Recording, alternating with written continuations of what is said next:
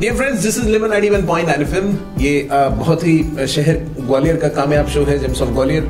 आपको वो फिल्म याद होगी, मुझे तो बहुत अच्छे से याद है, बचपन में एक फिल्म देखी थी, खून भरी मांग। तो उसमें रेखा के साथ कुछ ज्यादती होती है, उन्हें ना क्रोकोडाइल्स के बीच में फेंक दिया जाता है, और जब वो बाहर निकलती हैं पॉन्ड में से, सो उनकी शक्ल एकदम थोड़ी सी भयानक हो जाती है, ये हो जाता है, वो हो जाता है। और फिर फिल्म के सेकेंड हाफ में रेखा बिकम्स द रेखा। ये जादू किसका था? ये प्लास्टिक सर्जरी का जादू था शायद। हाँ, ऐसा मतलब फिल्म में दिखाया गया। तो वो नॉट जस्ट अबाउट खून भरी मांग, बट कैसे ब्यूटी के मायने या कुछ ऐसे फ्लॉज जो होते हैं इंसान के अंदर होते हैं, वो दूर कैसे किए जाए, इस सारे प्रोस्पेक्ट्स को जानने के लिए we have doctor Ramkrishna Gupta ji with us. Sir, बहुत बहुत स्वागत है हमारे। नमस्ते। आपके जरिए मैं आपके सारे सुनने वालों के लिए अपना नमस्कार प्रस्तुत करता हूँ। सर, कुछ ब्रीफ में बताएं अपने बारे में कि कैसे, क्योंकि ये आसान नहीं है इस किस्म का सर्जन बनना। देखिए, मेरा जो जन्म भी ग्वालियर में हुआ है, ग्वालियर से ही मेरी स्कूलिंग हुई है। उसके बाद क्या है, मेरा जो पुराना रेजिडेंस है वो मेडिकल कॉलेज के पीछे है। तो जब भी मैं स्कूल के लिए निकलता था तो मुझे वहाँ लोग दिखते थे ड्रेस में, डॉक्टर्स। तो मुझे लगता था कि यार ये इनिशियली तो पता नहीं था कि ये क्या है। जैसे जैसे अपन बड़े हुए पता चला कि 12th में 10th में बायोलॉजी लेने के बाद आप डॉक्टर बन सकते हो।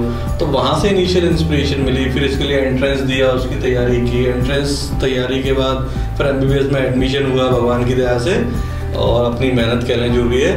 तो उसके बाद जब MBBS कंप्लीट हुई तो उसके बाद फिर एंट्रेंस होता है कि अब आपको किस लाइन में जाना है। क्या आप फिजिशियन बनना चाहते हैं, क्या आप सर्जन बनना चाहते हैं। तो थोड़ा सा आसपास देखा और लोगों से बातचीत की, और जो इंस्पायर हुए आप, तो लगा कि सर्जन बनना ज़्यादा अच्छा है। आप लाइफ ऑपरेशन से मरीजों की लाइफ सेव कर सकते हैं।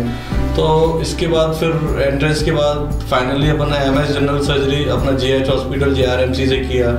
MS होने के बाद फिर उसमें 4-5 ब्रांचें रहती हैं। तो अब लगा कि इसके बाद क्या करना है। या तो अपन MS जनरल सर्जरी करने के बाद जो उस लेवल के काम है, जो सर्जरी जो उनमें अपना इंटरेस्ट हो, या अपन आगे कुछ और प्लान करना चाहते हैं। तो फिर समझ में आया, ब्रांचों को जो देखा, काम करके जो सीखा है, समझा, उससे समझ में आया कि 4-5 ब्रांच में प्लास्टिक सर्जरी जो है ना, वो बड़ी फैसिनेटिंग लगती है। लगता है इसमें अपन जो कर रहे हैं वो दिख रहा है। मतलब अपने हार्ट सर्जरी की, हार्ट अच्छा हो जाता है, मरीज जिंदा है, सब कुछ सही है, लेकिन दिख नहीं रहा उसमें कि अपन ने क्या किया।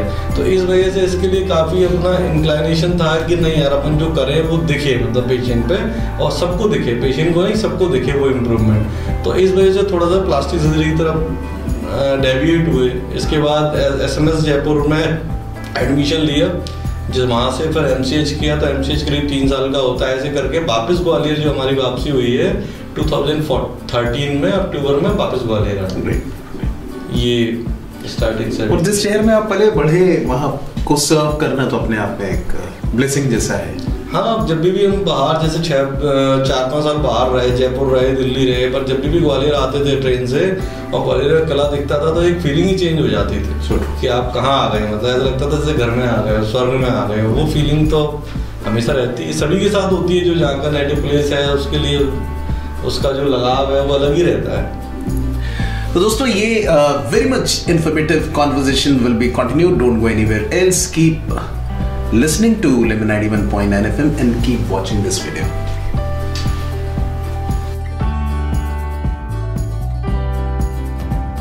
Welcome back, darlings. I'm Arman in conversation with Dr. Ram Krishna Gupta. Sir, एक आम इंसान जैसे मुझे तो यही लगा कि खून भरी मांग में रेखा का बदल दिया गया चेहरा, but it's much more than that. कि है ना, प्लास्टिक सर्जरी या इस तरह का जितना भी दायरा है, हमको तो ये पता लग जाता है कि अनुष्का शर्मा की शक्ल थोड़ी सी बदल गई है, प्रियंका चोपड़ा कुछ कुछ करा के लौटी है। But tell us about this you know whole dimension of plastic surgery and. देखिए, प्लास्टिक सर्जरी जब अपन बोल देते हैं तो उसमें सारा कुछ इंक्लूड होता है। मैं आपको बताऊं, प्लास्टिक सर्जरी में जो हम डील करते हैं उस बॉडी के सबसे बड़े ऑर्गन को डील करते हैं। जैसे आपने सुना लीवर है, किडनी है, ये ऑर्गन्स हैं जिनसे अपनी बॉडी चलती है। इसमें सबसे बड़ा ऑर्गन अगर अपन कहें तो स्किन है, जो आपको दिख रहा है एक पर्सन में। वो आपको क्या दिख रहा है, ऊपर बाल दिख रहे हैं। तो सारा बाल के बहुत सारे ट्रीटमेंट्स होते हैं, जैसे आपको किसी के बाल झड़ गए उसका ट्रीटमेंट, किसी के बाल है ही नहीं तो हेयर ट्रांसप्लांट हम लोग करते हैं। बाल झड़ने के लिए और भी जो इंटरवेंशन होते हैं वो हम लोग करते हैं। फिर आप थोड़ा सा नीचे आए, फेस पे आए। फेस पे आपने बहुत सारे लोगों की देखी होगी कि नाक टेढ़ी है, चपटी है, या नाक की कोई भी डिफॉर्मिटी है, वो सारा करेक्शन प्लास्टिक सर्जन करते हैं। फिर आप कान पे आ जाएं, कम देखने मिलते हैं लेकिन कान में भी आप देखेंगे कई लोगों के कान होते ही नहीं है बचपन से। बाहर दिखने वाले कान की बात कर रहे हैं, सुनने वाले क्या है कान, तो उसके कान का शेप सही नहीं है। बहुत कॉमन जो समस्या है फीमेल्स में, वो बड़े बड़े जो ज्वेलरीज पहनते हैं भी, इसकी वजह से कान का स्प्लिट ईयर हो जाता है, पहनने का पूरा रास्ता ही वो खुल जाता है, वो हुआ। तो ऐसे कान का जो दिखने वाला कान है उसमें कुछ भी डिफॉर्मिटी कंजेनाइटल हो या फिर किसी वजह से आई हो, चोट के बाद या कुछ ऑपरेशन के बाद या कुछ भी, उसका करेक्शन है। उसके बाद आप आ जाए लिप्स में आ जाए, तो लिप्स है, जो लिप्स में कोई डिफॉर्मिटी है, किसी लोगों को स्वेलिंग रहती है, कंजेनाइटल नसों का गुच्छा होता है, तो लिप्स की जितनी भी सर्जरी है। फिर उसके बाद आप आ जाए चिन पे। फेस पर जो दिख रहा है अपन ने, जैसे आपने बोला कि फेस का शेप चेंज हो जाता है, तो कई बार आप ऑब्जर्व करेंगे लोग आपको मिलेंगे तो उनकी जो थोड़ी है, चिन क्या है, वो अंदर को घुसी हुई होती है, तो उनका फेस देखते हैं तो अपन को लगता है यार कुछ तो गड़बड़ है फेस में, ये मतलब करेक्ट कैसे होगी। कई लोगों को देखा होगा आपने, दांत पूरे बाहर को निकले होते हैं, दांत के साथ ऊपर वाला या नीचे वाला जबड़ा भी बाहर होता है, तो दांत वाला पार्ट तो ठीक है, पर जो जबड़ा वाला पार्ट है अंदर बाहर होना, ये सारा कुछ प्लास्टिक सर्जरी में आता है। इसको ऑर्थोग्नेथिक सर्जरी बोलते हैं, इसमें हम ऑर्थोग्नेथिक सर्जरी बोलते हैं, जिसमें हम नीचे वाले जबड़े को, जिसको मैंडिबल बोलते हैं, इसको आगे पीछे दोनों ले जा सकते हैं। ऐसे ही ऊपर वाले जबड़े, जो ऊपर वाले दांत है, इसको भी आगे पीछे करके अपने चेहरे को शेप चेंज कर सकते हैं। नाक में क्या क्या कर सकते हैं, कई लोगों को देखा होगा आपने, नाक दबी हुई होती है, कई लोगों की टेढ़ी होती है, कई लोगों का बोले कुछ शेप सही नहीं है। जो आइडियल शेप होता है, जो खराबी है, उसको करेक्ट करने के लिए बहुत सारी प्रोसीजर करते हैं, जिसको हम राइनोप्लास्टी कहते हैं। ये तो अपने फेस की बात आ गई। फेस से नीचे आए तो गर्दन में कई बार अपन देखें तो गर्दन में डबल चिन होती है लोगों के, देख रही है, उसके बाद एक लटका हुआ फैट और जमा होता है, तो उसके लिए हम लोग लाइपोसक्शन कर सकते हैं। उसके नीचे जैसे अपन उतरे अपनी बॉडी में, तो उसके बाद चेस्ट पे आए अपन। अब चेस्ट पे मेल है और फीमेल है। मेल्स में क्या होता है, बहुत सारा लोगों को देखेंगे 17 से 20 साल की उम्र में उन्हें लगता है किसी एक तरफ के स्तन का साइज बढ़ गया है, या कई बार दोनों को बढ़ जाते हैं, जिनको गायनेकोमेस्टिया बोलते हैं। तो उसका करेक्शन हम लोग लाइपोसक्शन से या ऑपरेशन से कर देते हैं। लाइपोसक्शन एक प्रोसीजर है जिसमें हम एक कैनुला से एक्स्ट्रा फैट निकाल देते हैं। ये एक प्रोसीजर है जिसको हम सब जगह यूज कर सकते हैं। कई बार देखा होगा फीमेल्स की कमर के नीचे फैट जमा होने लगता है, पेट पे जमा हो जाता है, तो किसी एक जगह में ज्यादा फैट का जमा होना, उसके लिए आइडियल प्रोसीजर है लाइपोसक्शन। ठीक है, चेस्ट की बात अपन कर रहे थे, वापस आता हूँ उस पर। तो चेस्ट में मेल्स में ये परेशानी रहती है कॉमनली, तो उसको हम लाइपोसक्शन से शेप दे देते हैं, एक्स्ट्रा फैट निकाल देते हैं। फीमेल्स में क्या होता है, चेस्ट में फीमेल्स में कई बार ब्रेस्ट का साइज बहुत ज्यादा होता है, जिसकी वजह से आप देखेंगे कि उनके शोल्डर आगे की तरफ झुक जाते हैं और उनको पेन होता है शोल्डर्स में, क्योंकि वो पूरा साइज, जो पूरा ब्रेस्ट का साइज है उसका पूरा बाहर है, अपने शोल्डर से पड़ रहा है, तो उसमें अपन उनका साइज रिड्यूस कर सकते हैं, जिससे उनकी ये परेशानी दूर हो सकती है। फिर आता है कई महिलाओं में ब्रेस्ट का साइज या वक्षस्थल का साइज बहुत कम होता है, तो उससे उनकी सेल्फ एस्टीम बहुत अफेक्ट होती है, उनको वेलबींग की फीलिंग नहीं आती। वो जब सोसाइटी में जाते हैं तो उनको लगता है कुछ कम है, कुछ कमी है, तो उसके लिए अपन उनका ब्रेस्ट ऑगमेंटेशन कर सकते हैं। इसमें हम लोग क्या करते हैं, ब्रेस्ट टिश्यू के नीचे इम्प्लांट डाल देते हैं, जो आप एक्ट्रेस जैसे राखी सावंत वगैरह ने कराया हुआ है, उन लोगों के ब्रेस्ट साइज पहले से बहुत इम्प्रूव हुए, तो ब्रेस्ट टिश्यू के नीचे अपन इम्प्लांट डाल देते हैं, जिससे ब्रेस्ट साइज बढ़ जाता है। ये ब्रेस्ट का हो गया। फिर अपन आए एब्डोमेन, ब्रेस्ट के नीचे एब्डोमेन पे आ गए अपन। तो एब्डोमेन में क्या कर सकते हैं, तो एब्डोमेन में क्या है कि नॉर्मली अब मेल्स क्या चाहते हैं, 6 पैक बन जाए, जिम से नहीं बन पा रहे तो कुछ और तरीका हो इसका। तो अगर बहुत मोटे नहीं होते तो उसमें हम लाइपोसक्शन करके उनके 6 पैक बना सकते हैं। ठीक है, थोड़ा बहुत फैट अगर ज्यादा है तो उसको निकाल सकते हैं। यहाँ मैं आपको एक चीज क्लियर करूंगा, लाइपोसक्शन अपन बॉडी में बहुत सारी जगह यूज करते हैं, जिससे कि एक जगह जमा हुआ फैट अपन हटा दें, लेकिन ये ओबेसिटी का ट्रीटमेंट नहीं है। कई लोग ये मानते हैं ठीक है बढ़ रहा है पेट, अपन लाइपोसक्शन करा लेंगे, वो नहीं है। किसी एक पार्ट में ज्यादा जल्द कलेक्शन होगा, उसको हम करेक्ट कर पाएंगे। फिर आप पेट से नीचे आए तो आप थाइज में आए या लिम्स में आ गए, इनको लिम्स बोलते हैं, दोनों हाथ दोनों पैर। इसमें क्या हो सकता है, इसमें ये है कि कोई नर्व इंजरी हो जिसकी वजह से आपका कोई हाथ काम नहीं कर रहा, कहीं आप कट गए हैं, मतलब कोई ब्लेड से कट गए, कोई एक्सीडेंट में कट गए, तो हाथ पैर चलाने वाले जो टेंडन्स होते हैं वो आपके कट गए, तो उनको वापस से जोड़ना, ठीक है, सारी नसें हैं, नसें भी 2-3 तरह की होती हैं, खून ले जाने वाली, एक सिरनपन वाली। तो खून ले जाने वाली अगर नस इंजर्ड हो जाएगी तो आपका ब्लड पहुंचेगा ही नहीं, तो वो इससे काला पड़ जाएगा, तो उसको इमीडिएट 6 घंटे में अपन को रिपेयर करना है। और दूसरी जो वेसल्स होती हैं वो नर्व होती हैं, जिनकी वजह से आपको एहसास है, अब आपको छू रहे हैं तो पता चल रहा है क्या छू रहे हैं। अगर वो गर्दन से कट गई या हाथ में कहीं कट गई तो उनको वापस जोड़ना, वरना वो इसका काम ही नहीं करेगा आपका, या एहसास आपका आएगा ही नहीं। तो ऐसे करके ये रिव्यू है, इसमें भी बहुत बड़ी ब्रांच है। इसमें इसके बाद आता है बात रिकंस्ट्रक्शन की। रिकंस्ट्रक्शन क्या है? रिकंस्ट्रक्शन में कोई भी पार्ट आपका ट्रॉमा में जो डैमेज हो गया है, ट्रॉमा मतलब एक्सीडेंट, कोई भी चोट लगने से, तो उसको हमें पहले जैसा बनाना है। प्लास्टिक वर्ड का मतलब है पहले जैसा।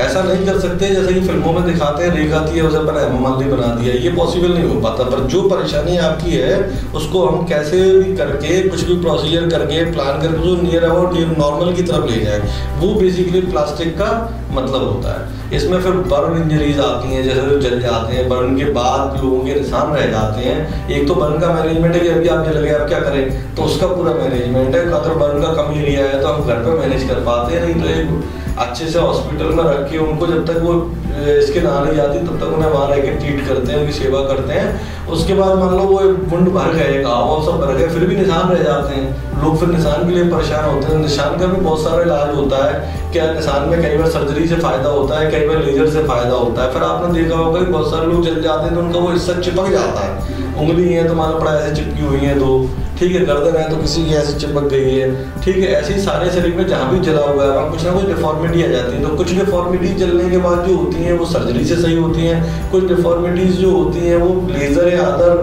मेडिसिनल ट्रीटमेंट से सही होती हैं।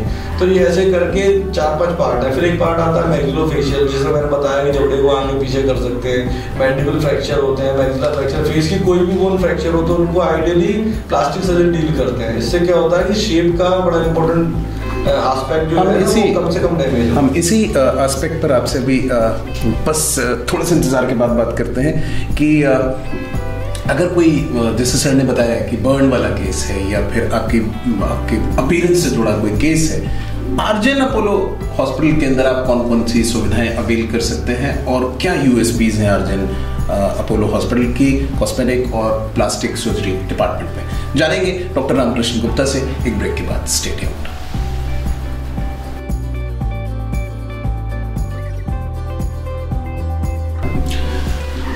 Very happy to see all of you all over again. ये है 1191 FM का बहुत कामयाब शो जेम्स ऑफ ग्वालियर, जहां आज डॉक्टर रामकृष्ण गुप्ता, जो कि शहर के जाने माने, आई शुड से स्टेट के, देश के जाने माने प्लास्टिक और कॉस्मेटिक सर्जन हैं और अपनी सेवाएं आजकल जो है आरजेन अपोलो हॉस्पिटल ग्वालियर में दे रहे हैं। सर हमको बताइए कि आरजेन अपोलो हॉस्पिटल का जो प्लास्टिक सर्जरी डिपार्टमेंट है या कॉस्मेटिक सर्जरी कहा जाए, इसके यूएसपीज क्या क्या हैं और किस तरह के केसेस जो हैं आप हैंडल करते हैं? देखिए, आरजेन अपोलो की बात करें तो ग्वालियर से बहुत लंबे समय से ग्वालियर में एक अच्छे हॉस्पिटल की ज़रूरत थी, जिस हॉस्पिटल में हर तरह का अपन को लगे पहुंचने के बाद कि अपन अपने दर्दों को जैसे ही अंदर घुस रहे हैं या हॉस्पिटल में एंटर कर रहे हैं तब से अपने दर्दों को आराम मिलना शुरू हो जाए, चाहे वो अपनी परेशानी हो, चाहे अपन को आसपास का एटमॉस्फेयर हो। तो ऐसा आपको पता होगा कि अभी आरजेन अपोलो को स्वच्छता में सबसे बेस्ट हॉस्पिटल का अवार्ड मिला है। अमेजिंग। तो वो क्या है, क्लीननेस है जिसको हम मेंटेन कर पा रहे हैं आरजेन में। क्लीननेस से आप कहेंगे कि इलाज में क्या फ़ायदा है, तो जितना प्रॉपर हॉस्पिटल की क्लीननेस रहेगी उतना इन्फेक्शन रेट कम रहेगा। और प्लास्टिक सर्जरी में इन्फेक्शन का बहुत बड़ा रोल है। अगर कहीं आपने कुछ प्रोसीजर किया है और उसमें अगर इन्फेक्शन हो गया तो फिर आपके रिजल्ट सही प्रोसीजर करने के बाद भी उतने अच्छे नहीं आएंगे। फिर आता है लोगों का एटीट्यूड। अगर आप हॉस्पिटल में घुसेंगे तो आपको लोग जो मिलेंगे वो आपको प्रॉपर नमस्कार करेंगे, आपको वेलबींग हॉस्पिटल के गेट से ही मिलना शुरू हो जाती है। फिर आते हैं हम अपने लेवल पे कि भाई हमें जो यूज़ है इस सबसे थोड़ी इलाज होगा कि आपने सफाई अच्छी कर ली या बिहेवियर अच्छा है लोगों का। इसके बाद आप आ जाए अंदर के इंफ्रास्ट्रक्चर्स पे, तो प्रॉपर वार्ड्स हैं, प्रॉपर आईसीयू है, आईसीयू देखने में सीनियर डॉक्टर्स अवेलेबल हैं, राउंड द क्लॉक एनेस्थेटिस्ट हैं, किसी भी लेवल की गंभीरता को हैंडल करने में ये हॉस्पिटल इक्विप्ड है। फिर आते हैं अपने डिपार्टमेंट में क्या है, तो हमारे पास ये है कि हम सारी चीज़ें करने के लिए पॉसिबल है। अभी हम एक बहुत अच्छा आईसीयू बर्न के लिए प्लान कर रहे हैं, बर्न बेड्स अलग से डेवलप कर रहे हैं जिससे हम बर्न को अभी भी दे रहे हैं ट्रीटमेंट, उसको और बेहतर कर पाएँ। इसके बाद अपन आते हैं ओटी में, तो मिडिल क्लास ओटी है जिसमें हमें कई बार जरूरत पड़ती है माइक्रोस्कोप की। तो एक बहुत अच्छा माइक्रोस्कोप अभी लेके आए हैं, काफ़ी महंगा और काफ़ी इक्विप्ड, जिससे कि हम बहुत माइनर सर्जरीज, छोटी छोटी नसों की सर्जरी है जो हमें वैसे नहीं दिखती लूप से या नेकेड आई आई से, तो हम उसमें वो सर्जरी करने में अपने आप को कंफर्टेबल महसूस करते हैं, जो और जगह अवेलेबल नहीं है। सो ये डिस्कशन, ये शो छोड़कर जाइएगा मत, स्पेशली फीमेल लिसनर्स, क्योंकि मेरा अगला जो सवाल है वो फीमेल से जुड़ा है, उनके अपीयरेंस से जुड़ा है। तो बने रहिए हमारे साथ, ये लिमन 91.9 FM का बहुत कामयाब शो है। जब सब बोलिए,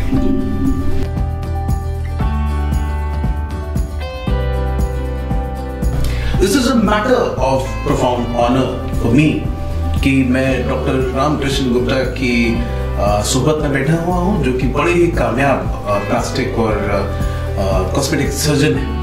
अच्छा, मैंने अपनी फीमेल लिसनर्स को कमिट कर दिया था कि ये सवाल उनके लिए बहुत इम्पोर्टेंट है।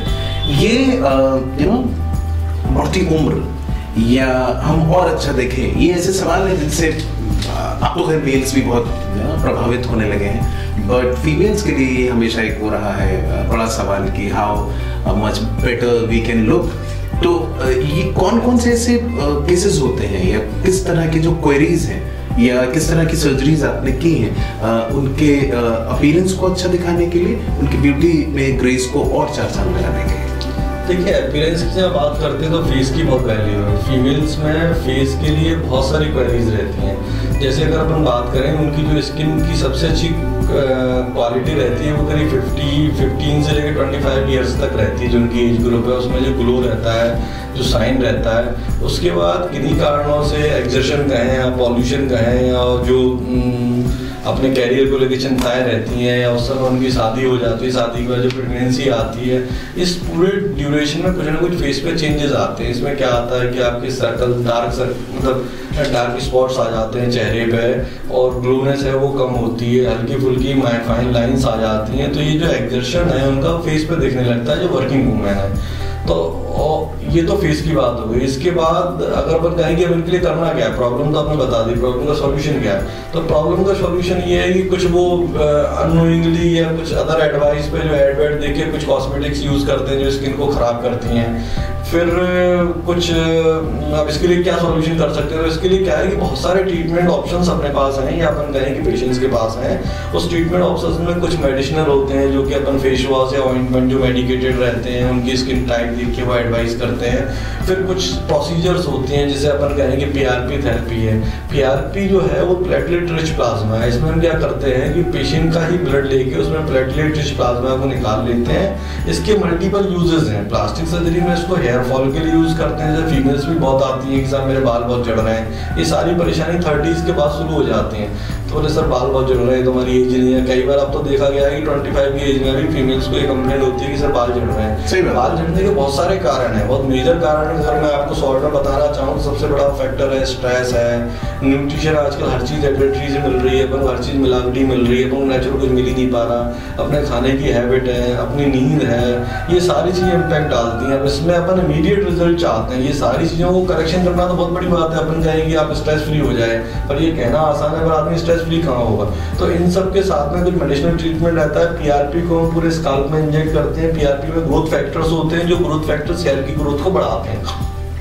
वही PRP कई बार अपन फेस के लिए यूज करते हैं। जब फेस पे उसको इंजेक्ट करते हैं तो उसमें ग्रोथ फैक्टर तो हैं जो अपने हेयर फॉल में काम आ रहे हैं। वही ग्रोथ फैक्टर्स क्या करते हैं, स्किन की जनरेशन को बढ़ा देते हैं, रीजनरेशन को। तो उसके बाद न्यू स्किन आती है। ऊपर की जो डेड स्किन है जिसकी वजह से कहीं ब्लैक कहीं वाइट है, तो वो पूरी स्किन हटके नई स्किन आती है। जो नई स्किन आती है उसको अपन को फिर प्रोटेक्ट करना होता है कि अपन को पॉल्यूशन से बचा के रखें, अपन उसको सन एक्सपोजर से बचा के रखें, जिससे उसकी ग्रोनेस को अपन मेंटेन रखें। 4-5 सेशन अपन करते हैं, चाहे बालों के लिए हो चाहे हेयर के लिए हो। ये तो बात आ गई अब PRP। इसके बाद दूसरा ट्रीटमेंट आता है वो लेजर आता है। लेजर भी फीमेल की बात करें तो जैसे फीमेल्स में बहुत कॉमन कंप्लेंट है, ऑलमोस्ट सेकंड या थर्ड फीमेल को ये कंप्लेंट होती है कि सर अपर लिप पे बाल हैं, हमारे चिन पे रहते हैं, साइड पे रहते हैं। तो बाल हमेशा इस एज में नॉर्मली ब्लैक कलर के होते हैं, तो वो आपके अपीयरेंस को उतना ग्लो नहीं देते फेस को।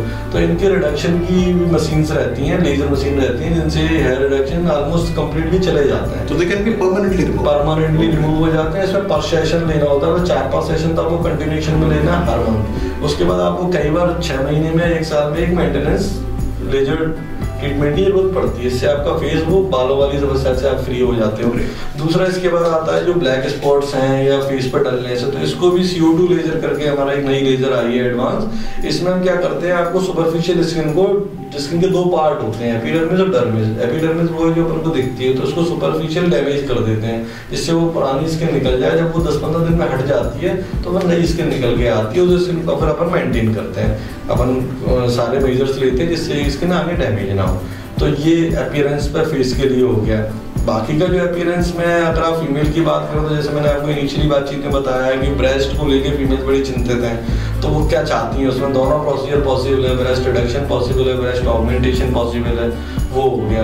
दूसरा कहीं और उन्हें लगता है हिप्स पे या कमर के अराउंड बहुत ज़्यादा फैट जमा है, तो उसके लिए अपन कर सकते हैं, और वो उसके लिए लाइपोसक्शन के लिए जा सकते हैं। फिर एक चीज़ और बहुत कॉमन है, जैसे फीमेल्स में प्रेगनेंसी के बाद मार्क्स होते हैं जो प्रेगनेंसी मार्क्स कहते हैं, वो लेजर से रिजॉल्व हो जाते हैं, ठीक है, उनके लिए लेजर हो गया। फिर इसके बाद जो और फीमेल्स की मोस्ट कॉमन समस्या रहती हैं वो नॉर्मली शेप ही की रहती है। और क्या है, कई बार वो बहुत ज़्यादा जैसे फैट पूरी बॉडी पे ही है, तो उसके लिए वो करेक्शन चाहती हैं, पर उसके लिए उनका मोटिवेट होना जरूरी है कि वो डाइट पे कंट्रोल कर पाएँ, कुछ एक्सरसाइज कर पाएँ। फिर क्या लोअर एब्डोमेन कई बार आप देखेंगे प्रेगनेंसी के बाद या 40s में ये पूरा नीचे को लटक जाता है, मोटी नहीं है पर फिर भी पेट का शेप सही नहीं है। तो इसको अपने एक प्रोसीजर करते हैं जिसको कहते हैं एब्डोमिनोप्लास्टी। उसमें हम क्या करते हैं, जितना एक्स्ट्रा पेट की स्किन है उसको ऑपरेट करके हटा देते हैं, तो उससे उसका पेट साफ हो जाता है, मतलब पेट का शेप अच्छा हो जाता है। अच्छा, ये सब होता है मगर वो नहीं होता जो मैंने बचपन में सुना था। मतलब जब मैंने रेखा वाली फिल्म देखी तो मुझे पता लगा कि अरे यार प्लास्टिक सर्जरी है, ये सब प्लास्टिक ही डाल दी जाती है, तो वो फिर जब आप धूप ज्यादा होती है तो वो पिघल जाती है, और मतलब वो जो मिसकंसेप्शंस हैं। सो हम अगले सेगमेंट में डॉक्टर रामकृष्ण गुप्ता जी से जानेंगे कि हाउ मच इट्स सेफ, मतलब कितना सुरक्षित है ये सब करवाना है, क्योंकि ना मतलब सर्जरीज और वो तो एक आम इंसान तो थोड़ा सा भागता है, डरता है। वो उस सेफ्टी मेजर के बारे में जानेंगे डॉक्टर रामकृष्ण गुप्ता जी से इसी कॉन्वर्सेशन में। Stay tuned.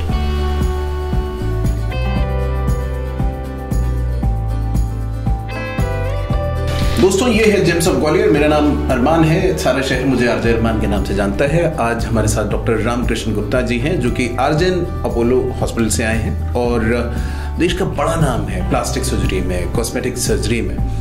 सर, हमारे बड़े प्यारे सर प्रमोद सर कहते हैं कि माइकल जैक्सन की जो मल्टीपल सर्जरीज हुई थी और वो अपने अपीयरेंस को लेकर बड़ा ख्याल रखते थे, तो वो तो इतने आदी हो गए थे क्योंकि एक बार के बाद वो खौफ निकल जाता है। बट आम जनता के मन में वो डर रहता है कि यार, जैसे मैं अपनी बात बताऊं, मैं थोड़ी देर पहले बता रहा था कि बचपन में वो भ्रांति थी कि प्लास्टिक ही डाल देते हैं, वो एक दिन पिघल जाती है, ये होता है वो होता है। वैसे तो खैर बचपने का थॉट है, बट कितना सेफ है प्लास्टिक सर्जरी और कॉस्मेटिक सर्जरी?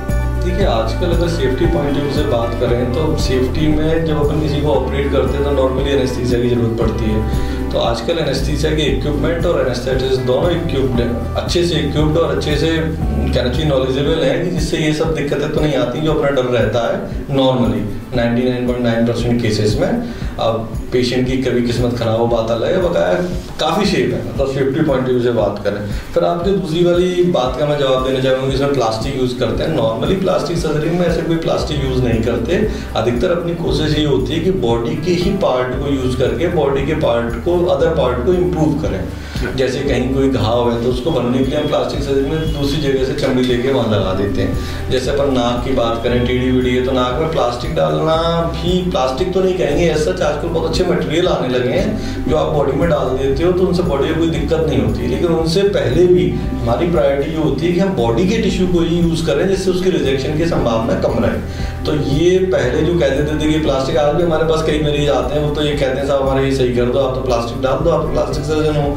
तो अब उनको बताना पड़ता है, समझाना पड़ता है, क्योंकि अब जो भी पेशेंट ने सुन रखा है उसी के हिसाब से उसका एटीट्यूड, उसका वो बनता है माइंड सेट कि हाँ भाई ये होगा। तो उन्हें समझाने में दिक्कत तो आती है, पर ऐसा नहीं कि इनको यूज़ करते हैं। फिर ये बात आती है कि जो मूवीज़ में दिखाते हैं तो कि भाई वो मान लीजिए इतना बड़ा वो था, चेहरा पूरा ख़राब था या लिखा खराब था, वो अपन ने बिल्कुल सही कर दिया, प्लास्टिक से पता ही नहीं चल रहा। नॉर्मली इतना नहीं हो पाता, पर ये इसको आप ऐसे ही देखें कि जैसे मूवीज़ देखते हैं तो वो मुक्का मारते हैं, दीवार पूरी गिर जाती जाती है, पर आप कभी मुक्का मार के देखेंगे दीवार में, दीवार नहीं गिरेगी, आपको मुक्का गिर जाएगा। तो वो फर्क है, क्योंकि वो तो हर चीज को एक्सट्रीम दिखाते हैं। फिर एक बात आती है कि आप आदी हैं किसी सर्जरी की, तो आदी होना किसी भी चीज का नुकसानदायक है। जैसे माइकल जैक्सन को है, आप जितनी सर्जरीज करेंगे किसी एक पेशेंट में, उतना आपको उसको एंटीबायोटिक कवर देना पड़ेगा, मेडिसिन देनी पड़ेगी उनके अपने हाथ। तो एक लिमिट में ही सारी चीज़ें अच्छी लगती हैं। और पेशेंट की एक्सपेक्टेशन क्या है, कई बार पेशेंट आपके पास आता है तो उसकी एक्सपेक्टेशन मन में कहीं ना कहीं ऐश्वर्या राय बनने की होती है, या फिर अक्षय कुमार या सलमान खान का वो इमेज मन में लेके आता है। तो अपन उसको पहले काउंसलिंग में ये समझाते हैं कि आपकी क्या परेशानी है, उसके क्या रिजल्ट आए हैं, जिससे कि एक डॉक्टर और पेशेंट का फेथ जो आजकल बहुत कम होता जा रहा है उसको अपन मेंटेन कर पाए, कि उसको ये ना लगे कि नहीं, उसको सारे कॉम्प्लिकेशन भी बताए जाते हैं। तो कई बार पेशेंट कहता साहब इतना होगा तो मैं डर गया। आपको डरना नहीं है, आपको ये बता रहे हैं कि आप अगर रोड पे चल रहे हैं तो एक्सीडेंट हो सकता है, हेलमेट लगाएं। पर हेलमेट लगाना एक्सीडेंट की गारंटी नहीं है, और हेलमेट ना लगाना ये बात नहीं है कि एक्सीडेंट हो ही जाएगा, पर ये संभावनाएं होती हैं जो अपन बता के चलते हैं पेशेंट को। तो सेफ्टी पॉइंट ऑफ व्यू से तो आप काफी सेफ है। फिर आपकी दूसरी बात आती है फाइनेंशियली, कि साहब बहुत महंगा होता है। डेफिनेटली प्लास्टिक सर्जरी और सारी सर्जिकल ब्रांच में सबसे कॉस्टली होती है, क्योंकि इसमें आप फिनिशिंग पे वर्क कर रहे हैं। आप कोई बीमार तो है नहीं, आपकी जो ऐसी अपीयरेंस है उसको आपको और इम्प्रूव करना है। तो प्रेशर भी बहुत होता है। अपन इसको काउंसिल करके पेशेंट को, उसकी एक्सपेक्टेशन क्या रियलिस्टिक है, क्या वो पूरी हो सकती हैं, या वो मन में ही कुछ सोच के चल रहा है। कई बार काउंसलिंग में पता चलता है वो सोच के कुछ और आया है, अपन को बता भी नहीं रहा, अपन ने सर्जरी कर दी और वगैरह साहब ये तो हुआ ही नहीं, क्योंकि आपने उससे डिस्कस नहीं किया। तो इसमें काउंसलिंग का बहुत रोल है कि वो क्या चाह रहा है, अपन कितना कर पाएंगे, कितना उसके शरीर के लिए पॉसिबल है, कितना इंप्रूवमेंट आ पाएगा। तो ये है वैसे सेफ सा काफी। जो फाइनेंशियली अगर अपन बात करें तो कॉस्टली जरूर होती है, पर ये है कि हम लोग मैनेज कर लेते हैं। जितने चार्जेस में आप नॉर्मल सर्जरी कराते हैं उसी में भी हम सारा कुछ मैनेज उन चार्जेस में ही करके चलते हैं। तो कॉस्ट को तो हम कंट्रोल किए हुए हैं काफी हद तक। सो मेरे अंदर के आरजे का नहीं, मेरे अंदर के बच्चे का सवाल है कि मतलब प्लास्टिक सर्जरी, अभी भी कोई बच्चा सुने तो उसे लगेगा प्लास्टिक सर्जरी, तो इसमें प्लास्टिक को बदलने की कोशिश कभी क्यों नहीं हुई मेडिकल जगत क्या है प्लास्टिक सर्जरी में? क्या है प्लास्टिक का मतलब मोल्डेबल, मोल्ड, ये इसका बेसिक मतलब है कि मोल्डेबल। तो जिसको हम चेंज कर पाए उसके अपीयरेंस से नियर नॉर्मल ले जाने के लिए, जो उसमें चेंज कर पाए, वो प्लास्टिक मतलब। प्लास्टिक का एग्जैक्ट मतलब ये होता है कि आप मोल्ड कर देंगे। तो जो इसका लैटिन का जो मतलब वर्ड है, इसका जो मतलब है वो ये है। और वैसे तो ये है कि इसमें अब बहुत सारी ब्रांचेज है। इसी परेशानी को देखते हुए इसमें काफी नाम और जोड़े गए हैं। जैसे प्लास्टिक सर्जरी कराने जा रहे हैं तो अब बर्न था ही नहीं, तो बर्न इसका पार्ट है, तो अपन बोलते हैं burn and cosmetic and plastic and maxillofacial surgery. तो ये पूरा एक लाइन है 4-5 जगह। बर्न में अपने सारे बर्न आ गए, एक्यूट बर्न का मैनेजमेंट, और बाद के जो सीक्वेली हैं कॉम्प्लिकेशन है उनके मैनेजमेंट। ट्रॉमा इसका एक पार्ट है, जैसे फेशियल इंजरी, बोन फ्रैक्चर्स हो गई, वो एक अलग है। कॉस्मेटिक सर्जरी के पार्ट है जो अपन ने अभी डिस्कस किए, टो से लेके मतलब हेयर से लेके टो तक, वो सारे इसके प्लास्टिक सर्जरी वाले मतलब कॉस्मेटिक सर्जरी वाले पार्ट है, जिसमें आप अपीयरेंस इंप्रूव कर रहे हो, चाहे नाक की हो, कान की हो, फेस की हो, चेस्ट की हो, बाल की हो। तो ये सारा कुछ इसमें आ गया। तो बॉडी के जितने भी पार्ट दिख रहे हैं वो सारे जो दिखने वाले पार्ट हैं, वो सारे उन सारे पार्ट से अपन प्लास्टिक सर्जरी में डील करते हैं, चाहे वो फिंगर्स हो, कुछ भी हो जो आपको दिख रहा है, नेल्स हैं, ये सारी चीजों को अपन डील करते हैं। दोस्तों ये कॉन्वर्सेशन जारी रहेगा जो कि बहुत ही इन्फॉर्मेटिव है, बने रहिए हमारे साथ।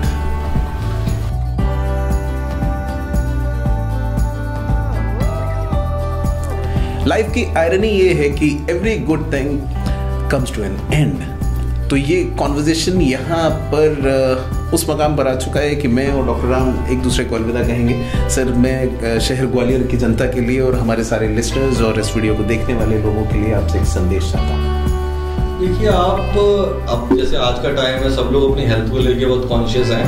थोड़ा सा ये है कि प्लास्टिक सर्जरी का लोगों को कम ज्ञान है, तो मैं ये चाहूँगा कि प्लास्टिक सर्जरी को लोग थोड़ा सा समझें। समझने वाली बात सिंपल सी ये है कि आपका जो अपीयरेंस है, जो ऊपर से टो से लेके हेड से लेके टो तक है, उसमें आपको जो भी पार्ट दिख रहा है उसकी कोई भी परेशानी है, चाहे वो चोट से आई हो, चाहे वो कंजेनाइटल हो, चाहे वो किसी ऑपरेशन के बाद हो, तो इनसे रिलेटेड कोई डायरेक्ट परेशानी है तो आप इसको कंसल्ट प्लास्टिक सर्जन को कर सकते हैं। जो हम लोगों को फील्ड में मोस्ट तब डेली जो कॉम्प्लिकेशन का है, डेली जो दिक्कत आती है वो आती है कि पेशेंट डायरेक्ट नहीं आता हमारे पास, डायरेक्ट से बात करें कि उसको ये पता होगी ये काम प्लास्टिक सर्जरी का। तो ये जो जागरूकता वो है वो आप ही लोगों के माध्यम से या जो जितने भी इस टाइप के प्लेटफॉर्म है उनसे ही बढ़ेगी। तो उसमें ये है कि आप ये समझें कि ये काम किसका है। थोड़ा सा इसमें किन्हीं वजहों से कहें आप कि ये टीवी या इन सब की वजह से लोग कंफ्यूज हैं कि कौन सा काम कौन करता है। इस फील्ड में ज़्यादा दिक्कत है। जैसे आपको अगर हार्ट की दिक्कत है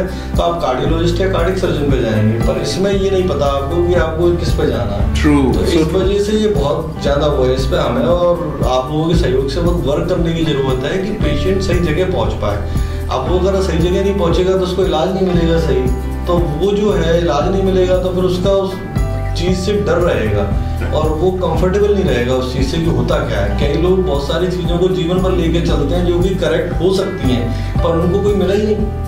तो इसलिए मैं बार बार सिंपल लैंग्वेज में बता रहा हूँ कि जो भी आपको दिख रहा है आपके पेशेंट में, अंदर के ऑर्गन्स की बात नहीं कर रहे हैं। अपन को ये पता हो कि स्किन सबसे बड़ा ऑर्गन होता है बॉडी का, अगर एज ए ऑर्गन बात करें, और उसमें जो भी दिक्कत आपको दिख रही है उसको आपको प्लास्टिक सर्जन को दिखाना है सीधे जाके, तो वो आपको सही से गाइड कर पाएगा। अगर आप सही टीचर के पास नहीं जाते तो जो आपके सब्जेक्ट की वीकनेस है वो हमेशा रहेगी।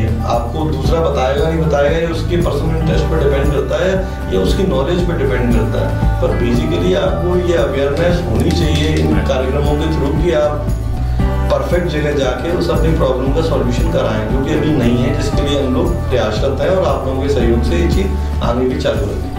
डॉक्टर राम, अगर कोई आरजेन हॉस्पिटल जाना चाहे और वहाँ की सेवाएं लेना चाहे, एक तो एड्रेस और कोई एक नंबर जो कि क्वेरीज वगैरह कोई हो तो वो हमको बताएं।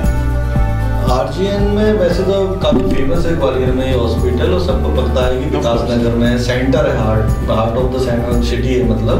और ऐसा कुछ वो भी नहीं है कि बहुत ढूंढना पड़ेगा। तो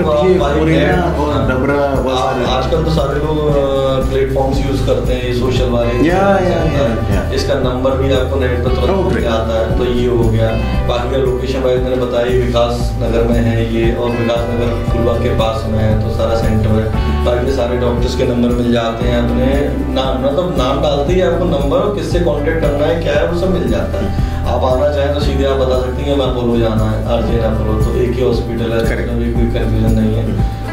तो आजकल इतने मीडियम्स हो गए जिसकी वजह से कि आपको कोई परेशानी नहीं ढूंढने की और ले जाने की और पहुंचने की, वो सारा आपको आराम से हो सकता है। अगर फिर भी आपको नहीं मिलता है और कोई दिक्कत आती है तो इस वीडियो के कमेंट सेक्शन में हमसे पूछें, कोई क्वेरी हो हम आप तक उसका जवाब देंगे। Right sir, it was pleasure being with you.